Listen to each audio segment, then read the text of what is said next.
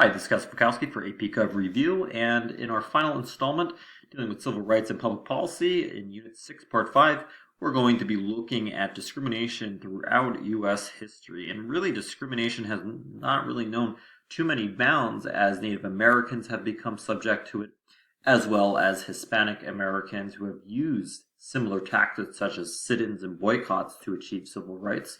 And they've also, interestingly enough, children of illegal immigrants cannot actually be denied enrollment in schools despite their illegal status. Asian Americans have been discriminated against, probably most notably when we look at World War II with the internment of Asian Americans. In the famous Supreme Court case, Korematsu v. United States, you had internment of the Japanese being okayed in World War II by the Supreme Court. And that, of course, was at the tail end of FDR's presidency. This is a good case to know, where you tend to see that really when you have times of crises, civil rights become limited. That could be World War I, that could be World War II. Think 9/11, for example. Some argue that the Patriot Act is an example of civil rights becoming limited with respect to your Fourth Amendment right. So women, where they fit in, another group that has been discriminated against specifically over the battle to vote. The 19th Amendment, of course, extending suffrage to women in 1920, shortly after World War I, thanks to their efforts. And really between 1920 and 1960, you had laws that were designed to protect women and protect men from competition with women. And you see still women at this point really being in an inferior status.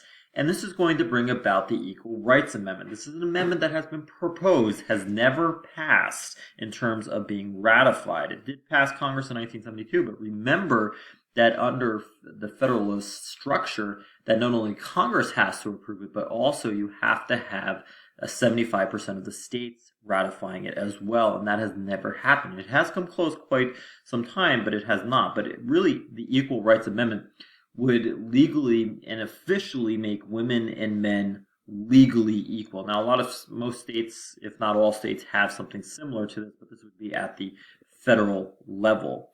And really where you see towards gender equality, the fight really begins in the late 60s, and really you see evidence of it even continuing into the 21st century. But really the 1970s, you begin to see a movement by the organization NOW, which is a interest group, the National Organization of Women. It is sort of like the second feminist wave.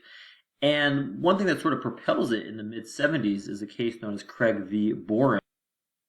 And what this case does is it establishes the medium scrutiny standard, which makes it very difficult to discriminate against females. So if you recall into the past video, we established those three discrimination tests, and medium scrutiny is very difficult to pass.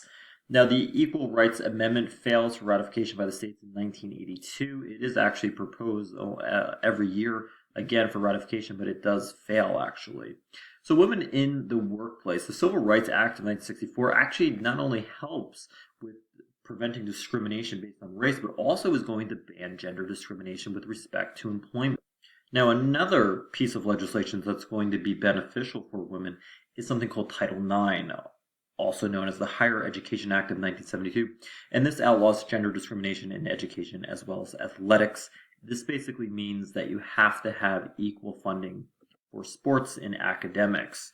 You also see with wage discrimination and comparable wealth. The court actually has not ruled specifically on this issue yet, but you see the statistics change, and it's very difficult to get an actual grasp on it. It's been as low as 70 cents for every dollar that a man earns. A woman earns 70 cents in the same position. So that's also been a major issue too. Women in the military, absolutely. For example, only men may be drafted or serve in ground combat. If you had the Equal Rights Amendment, theoretically, women would not be exempted from the draft because they would have equal status. But there are problems with sexual harassment in the workplace as well as the military, despite the fact that this is prohibited by Title VII of the Civil Rights Act of 1964. I would not be concerned in knowing that this is Title VII. This is more of an FYI, but I would definitely be familiar with Title IX. I think you have a good chance of possibly seeing that on the AP Gov exam. Now, dealing with civil rights and the graying of America as the baby boomers are getting older, Certainly, when we look at discrimination against older people, this does not fall under the suspect category, but this falls under the rational basis test. For example, many police departments have mandatory retirement ages for police officers at age 55. The theory being that once you get over 55, you're not going to be as strong. You need your strength. It might be more difficult for you to apprehend somebody, especially someone who's stronger or faster. And when these laws have been challenged, they basically hold up to the rational basis test because it is reasonable. And as a result, that you are allowed to discriminate based on age because it has a rational basis for that. Nevertheless, there is the Age Discrimination Act. Just because you might be on the older side does not mean you can just be discriminated for no good reason. And basically what this states is that federal funds are going to be denied to institutions that engage in discrimination against people over 40, unless age or ability related, similar to the police example I just gave you. Also, with respect to the civil rights and people with disabilities, we looked at this one in Unit 1, which was an unfunded mandate, the Americans with Disabilities Act of 1990, and this requires employers and public facilities to make reasonable accommodation, notice that is in bold, for those with disabilities. This is an unfunded mandate, and of course this is going to prohibit employment discrimination against the disabled, so this makes it illegal under federal law. So this is important to know. I would definitely be familiar with this as well. With respect to gay and lesbian rights, certainly you have the hallmark case Lawrence v. Texas in 2003, which states that private homosexual acts are protected by the Constitution under the Fourth Amendment right to privacy. Remember, the Fourth Amendment is the privacy amendment.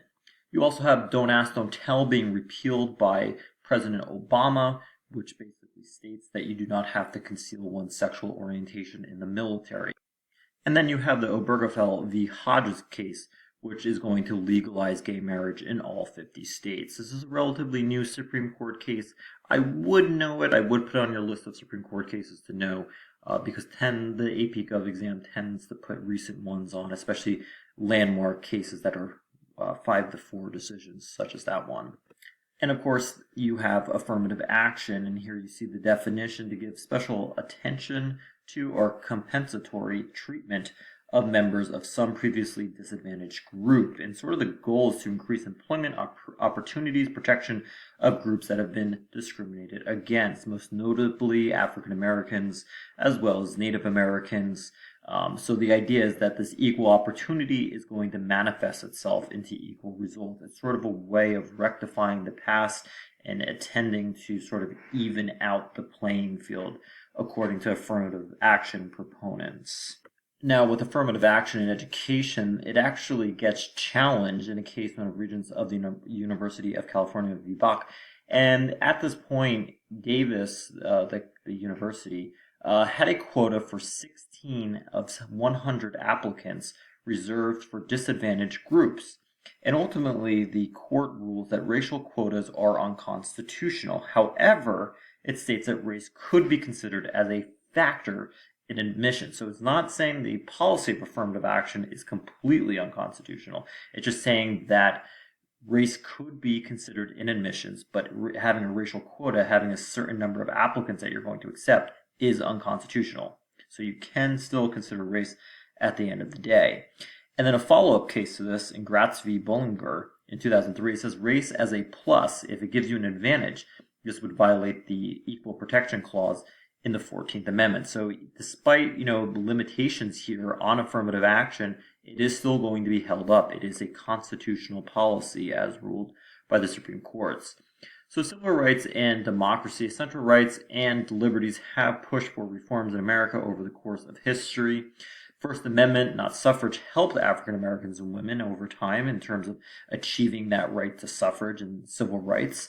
And when we look at this with respect to the scope of government, this certainly has increased the size and power of government, as you saw with Congress and the Commerce Clause.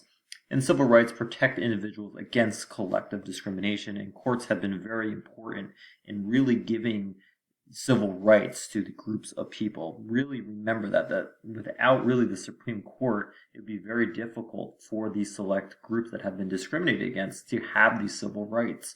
So a quick recap of really the civil rights portion of Unit 6. Definitely know the 14th Amendment. Without a doubt, you have the Equal Protection Clause. Know the standards of review with respect to the discrimination tests. Be aware that Brown v. Board of Education is going to reverse Plessy v. Ferguson. You do, of course, know the difference between these two different types of segregation, and then be familiar with the differences between the Civil Rights Act, the Voting Rights Act, and the 24th Amendment. And of course, you have Title IX dealing with gender equality and education, especially higher education. And then you have the Americans Disabilities Act, which outlaws discrimination against the disabled. And then, of course, you have your Supreme Court cases dealing with affirmative action. So let's end with a review question here. Title IX and the Equal Rights Amendment, ERA, are both examples of. Take a moment to look through this. Pause your screen if you have to. And the correct answer is B, legislation supported by the National Organization of Women Now. If you were tempted to look at C right here, ratified, well, remember that the Equal Rights Amendment was never ratified by the states, never became law. So the best answer is B.